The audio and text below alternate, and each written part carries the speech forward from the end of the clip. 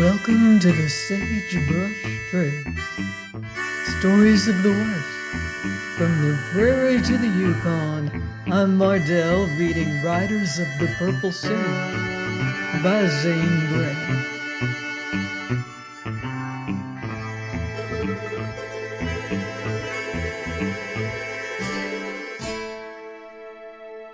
Chapter 16. Gold. As Lassiter had reported to Jane, Venters went through safely, and after a toilsome journey reached the peaceful shelter of Surprise Valley.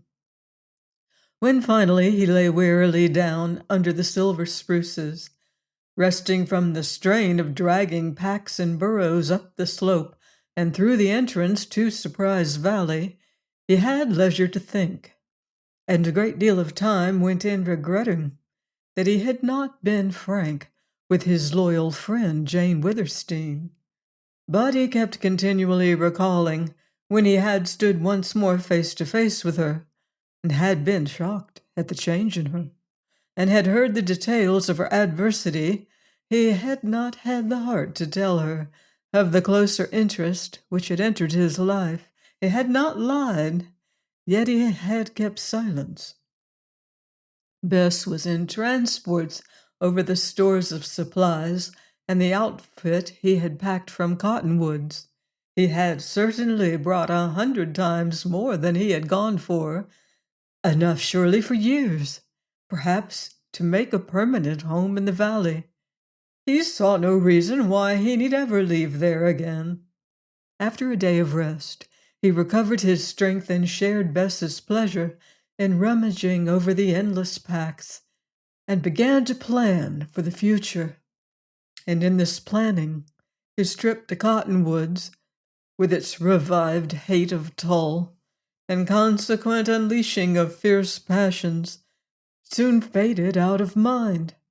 By slower degrees, his friendship for Jane Witherstein and his contrition drifted from the active preoccupation of his present thought to a place in memory, with more and more infrequent recalls.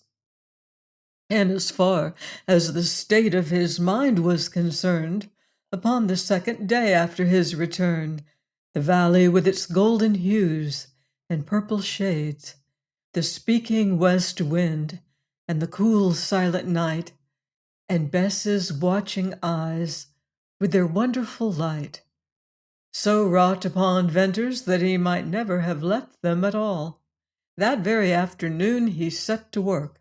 Only one thing hindered him upon beginning, though in no wise checked his delight, and that in the multiplicity of tasks planned to make a paradise out of the valley, he could not choose the one with which to begin.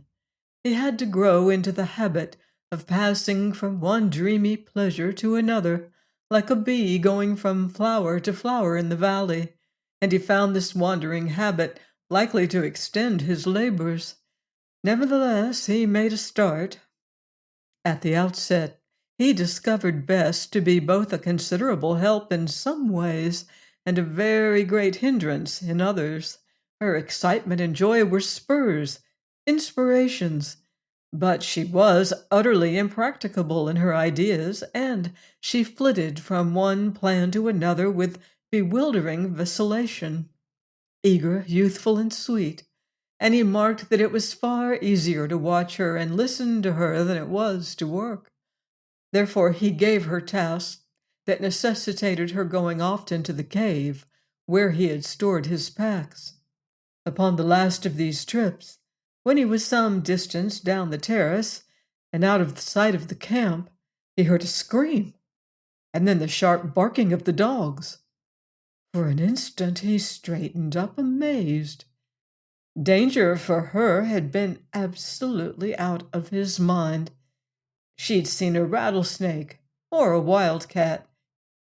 Still, she would not have been likely to scream at sight of either. And the barking of the dogs was ominous. Dropping his work, he dashed back along the terrace. Upon breaking through a clump of aspens, he saw the dark form of a man in the camp. Cold, then hot, Venters burst into frenzied speed to reach his guns. He was cursing himself for a thoughtless fool when the man's tall form became familiar, and he recognized Lassiter. Then the reversal of emotions changed his run to a walk. He tried to call out, but his voice refused to carry. When he reached camp, there was Lassiter, staring at the white-faced girl. By that time, Ring and Whitey had recognized him. "Hello, Venters, I'm making you a visit," said Lassiter slowly, "and I'm some surprised to see you've a young feller for company." One glance had sufficed for the keen writer to read Bess's real sex, and for once his cool calm had deserted him. He stared till the white of Bess's cheeks flared into crimson. That, if it were needed, was the concluding evidence of her femininity, for it went fittingly with her sun-tinted hair and dark and dilated eyes, the sweetness of her mouth, and the striking symmetry of her slender shape. "Heavens, Lassiter!" panted Venters when he caught his breath. "What relief! It's only you! Well, how in the name of all that's wonderful? How did you ever get here?" "I trailed you. I wanted to know where you was, if you had a safe place. So I trailed you." "Trailed me?" cried Venters bluntly. "I reckon it was some of a job after I got to them smooth rocks. I was all day tracking you up to them little cut steps in the rock. The rest was easy." "Where's your hoss? I hope you hit him." "I tied him in them queer cedars down on the slope. He can't be seen from the valley." "That's good. Well, I'm completely dumbfounded. It was my idea that no man could track me in here." "I reckon, but if there's a tracker in these uplands as good as me, he can find you." "That's bad. That'll worry me. But, Lassiter, now you're here, I'm glad to see you. And, my companion here is not a young fellow. Bess, this is a friend of mine. He saved my life once." The embarrassment of the moment did not extend to Lassiter. Almost at once his manner, as he shook hands with Bess, relieved Venters and put the girl at ease. After Venters's words, and one quick look at Lassiter, her agitation stilled. And although she was shy, if she were conscious of anything out of the ordinary in the situation, certainly she did not show it. "I reckon I'll only stay a little while," Lassiter was saying, "and if you don't mind troubling, I'm hungry. I fetched some biscuits along, but they're gone. Venters, this place is sure the wonderfulest ever seen. Them cut steps on the slope, that outlet into the gorge, and it's like climbing up through hell into heaven to climb through that gorge into this valley. There's a queer-looking rock at the top of the passage. I didn't have time to stop. I'm wondering how you ever found this place. It's sure interesting." During the preparation and eating of dinner, Lassiter listened mostly, as was his wont, and occasionally he spoke in his quaint and dry way. Venters noted, however, that the writer showed an increasing interest in Bess. He asked her no questions, and only directed his attention to her while she was occupied and had no opportunity to observe his scrutiny. It seemed to Venters that Lassiter grew more and more absorbed in his study of Bess, and that he lost his coolness in some strange, softening sympathy. Then, quite abruptly, he rose and announced the necessity for his early departure. He said goodbye to Bess in a voice gentle and somewhat broken, and turned hurriedly away. Venters accompanied him, and they had traversed the terrace, climbed the weathered slope, and passed under the stone bridge before either spoke again. Then Lassiter put a great hand on Venters' shoulder and wheeled him to meet a smoldering fire of gray eyes. Lassiter, I couldn't tell Jane, I couldn't, burst out Venters, reading his friend's mind. I tried, but I couldn't. She wouldn't understand. She has troubles enough. And I love the girl. Venters, I reckon this beats me. I've seen some queer things in my time, too. This girl, who is she? I don't know. Don't know? Who is she, then? I don't know that either. Oh, it's the strangest story you ever heard. I must tell you, but you'll never believe. Venters, women were always puzzles to me, but for all that, if this girl ain't a child or as innocent, I'm no fit person to think of virtue and goodness in anybody. Are you going to be square with her? I am, so help me God. I reckon so. Maybe my temper oughtn't let me to make sure. But man, she's a woman in all but years. She's sweeter'n the sage. Lassiter, I know. And the hell of it is that in spite of her innocence and charm, she's not what she seems. I wouldn't want to. Of course, I couldn't call you a liar, Venters, said the older man. What's more, she was Oldring's masked rider. Venters expected to floor his friend with that statement, but he was not in any way prepared for the shock his words gave. For an instant he was astounded to see Lassiter stunned. Then his own passionate eagerness to unbosom himself to tell the wonderful story precluded any other thought. Son, tell me all about this, presently said Lassiter as he seated himself on a stone and wiped his moist brow. Thereupon Venters began his narrative, at the point where he had shot the rustler and Oldring's masked rider, and he rushed through it, telling all, not holding back even Bess's unreserved avowal of her love or his deepest emotions. That's the story, he said, concluding. I love her, though I've never told her. If I did tell her, I'd be ready to marry her, and that seems impossible in this country. I'd be afraid to risk taking her anywhere. So I intend to do the best I can for her here. The longer I live, the stranger life is, mused Lassiter with downcast eyes. I'm reminded of something you once said to Jane about hands in her game of life. There's that unseen hand of power, and Tull's black hand, and my red one, and your indifferent one, and the girl's little brown helpless one.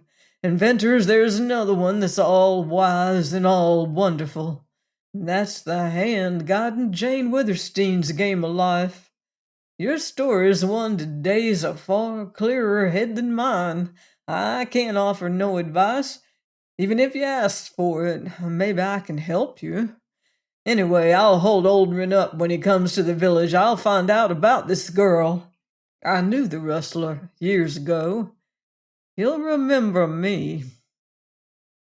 Lassiter, if I ever meet Oldring, I'll kill him, cried Venters with sudden intensity. I reckon that'd be perfectly natural, replied the rider. Make him think Bess is dead, as she is to him in that old life. Sure, son. Now, cool down now. If you're gonna begin pulling guns on Tull and Oldring, you want to be cool. I reckon, though, you'd better keep hid here. Well, I must be leaving. One thing, Lassiter. You'll not tell Jane about Bess? Please don't. I reckon not, but I wouldn't be afraid to bet that after she'd got over anger at your secrecy, Venters, she'd be furious once in her life. She'd think more of you. I don't mind saying for myself that I think you're a good deal of a man. In the further ascent, Venters halted several times, with the intention of saying goodbye, yet he changed his mind and kept on climbing till they reached Balancing Rock. Lassiter examined the huge rock, listened to Venter's idea of its position and suggestion, and curiously placed a strong hand upon it. "Hold on!" cried Venters. "I heaved at it once and have never gotten over my scare." "Well, you do seem uncommon nervous," replied Lassiter, much amused. "And as for me, why, I always had the funniest notion to roll stones. When I was a kid, I did it, and the bigger I got, the bigger stones I'd roll. Ain't that funny? Honest, even now I often get off my hoss just to tumble a big stone over a precipice and watch it drop and listen to it bang and boom. I've started some slides in my time, and don't you forget it. I never seed a rock I wanted to roll as bad as this one. Wouldn't there be just roaring, crashing hell down that trail?" "You'd close the outlet forever," exclaimed Venters. "Well, goodbye, Lassiter. Keep my secret, and don't forget me, and be mighty careful how you get out of the valley below. The Rustler's Canyon isn't more than 3 miles up the pass. Now you've tracked me here, I'll never feel safe again."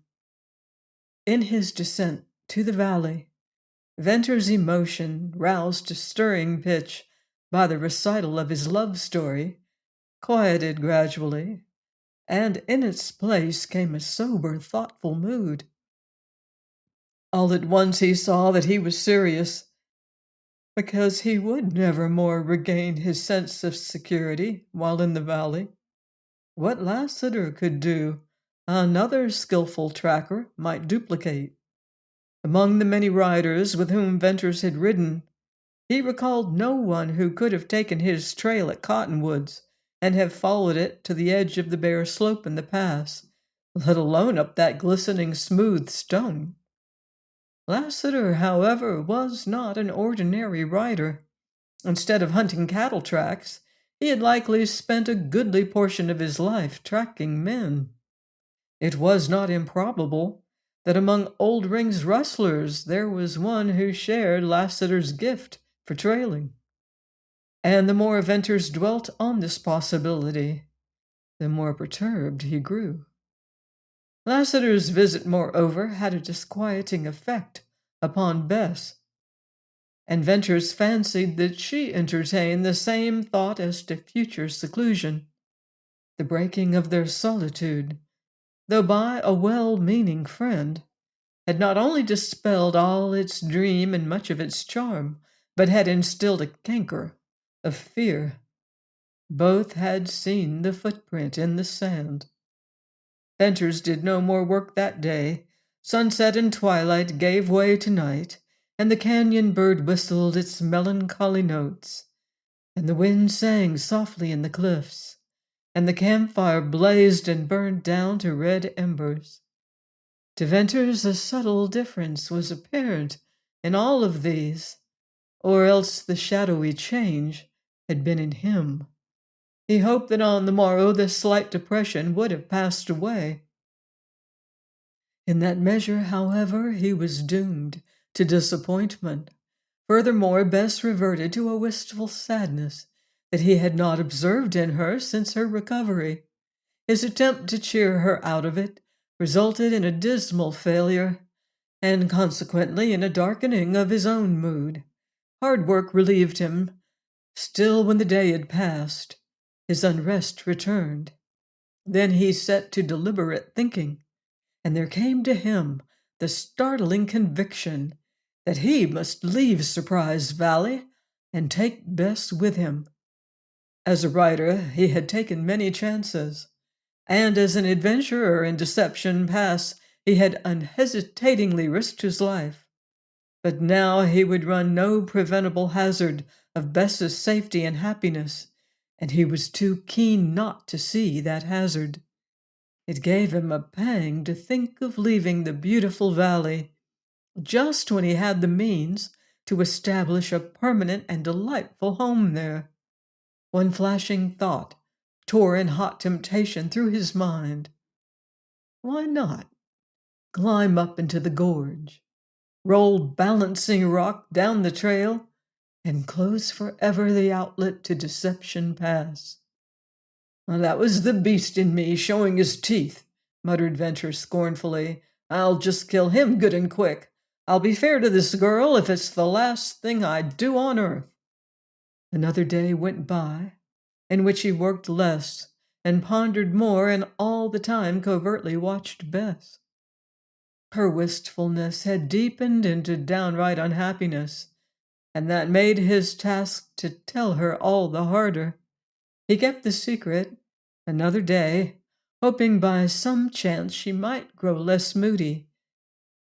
And to his exceeding anxiety, she fell into far deeper gloom.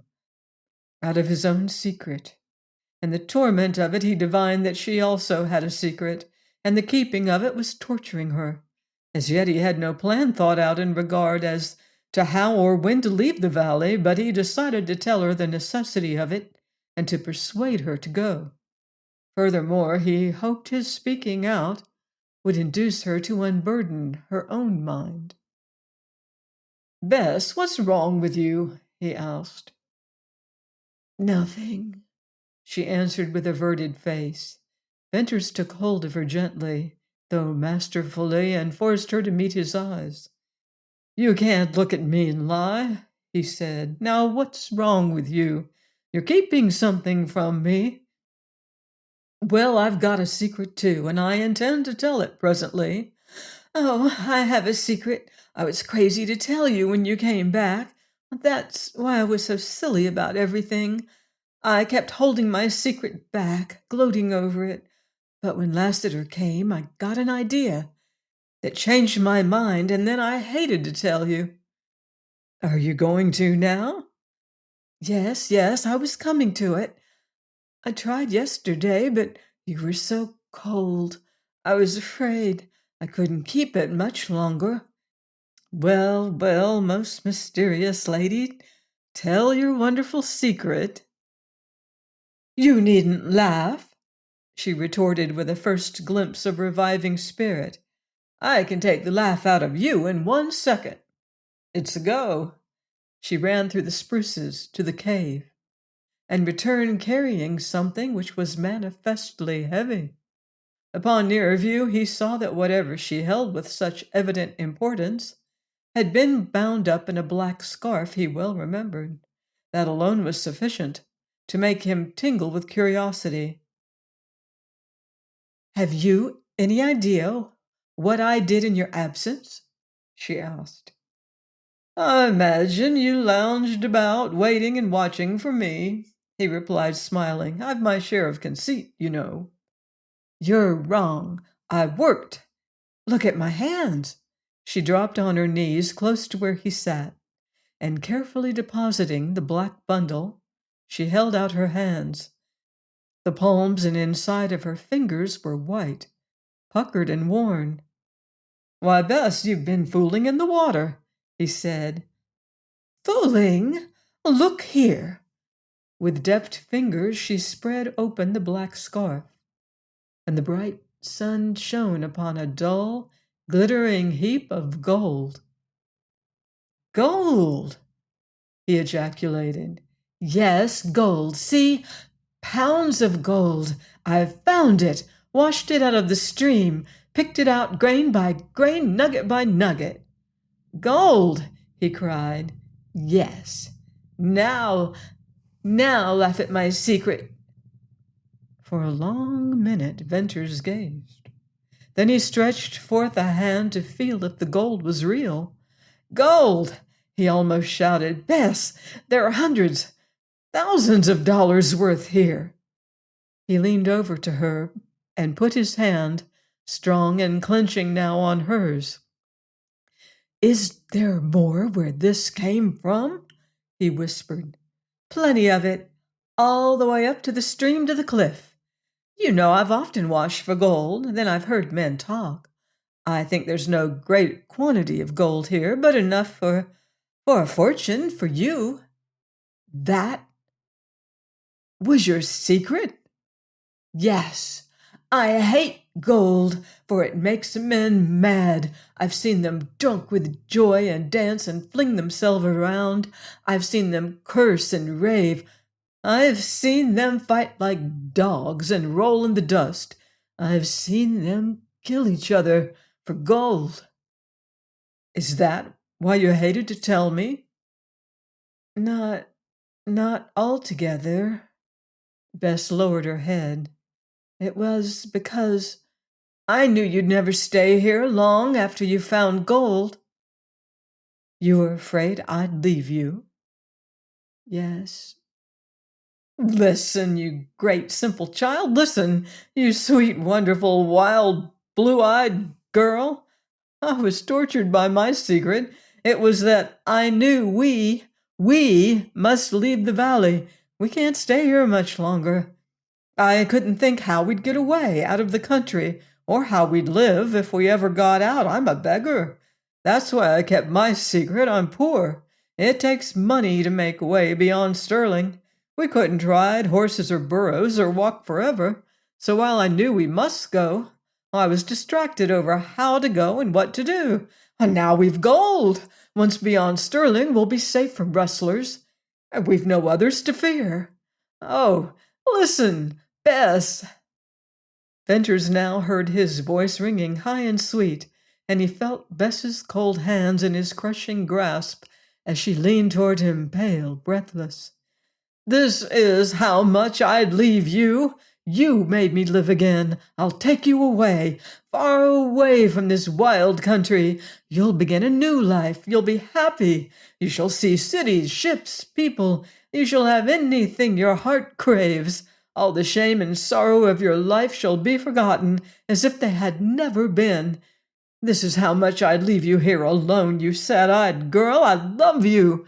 Didn't you know it? How could you fail to know it? I love you. I'm free. I'm a man you've made. No more a beggar. Kiss me. This is how much I'd leave you here alone, you beautiful, strange, unhappy girl. But I'll make you happy. What do I care for your past? I love you. I'll take you home to Illinois, to my mother, and then I'll take you to far places. I'll make up all you've lost. Oh, I know you love me, knew it before you told me, and it changed my life. And you'll go with me, not as my companion as you are here, nor my sister, but Bess, darling, as my wife.